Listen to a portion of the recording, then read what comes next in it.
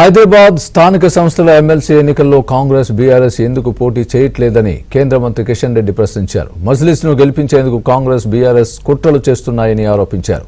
మజ్లిస్ గూండాయిజాన్ని ఎదుర్కొంటూ బీజేపీ ధర్మయుద్ధం చేస్తుందన్నారు కిషన్ రెడ్డి. హైదరాబాద్ను రక్షించడం తమ ప్రధాన లక్ష్యమని చెప్పారు.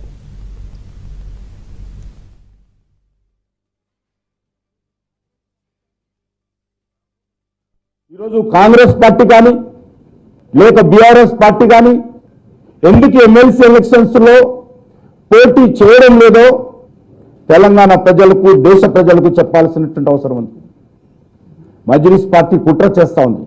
భారతీయ జనతా పార్టీని ఓడించేటువంటి ఏకైక లక్ష్యంతో భారతీయ జనతా పార్టీని ఓడించగలటువంటి ప్రధాన ప్రత్యర్థి అది కాంగ్రెస్ పార్టీ కానీ అది బీఆర్ఎస్ పార్టీ కానీ మరొక పార్టీ కానీ వాళ్ళు ఎంచుకొని ఆ పార్టీలను గెలిపిస్తారు.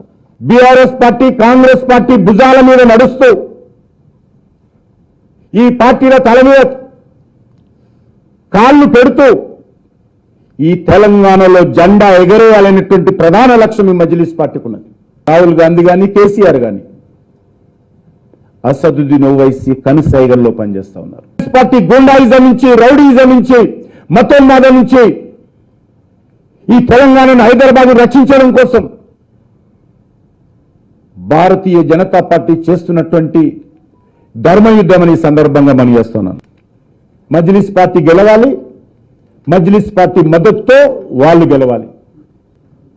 మీకు మేము సపోర్టు, మాకు మీరు సపోర్టు, ఇద్దరం కలిసి తెలంగాణ ముంచుదాం.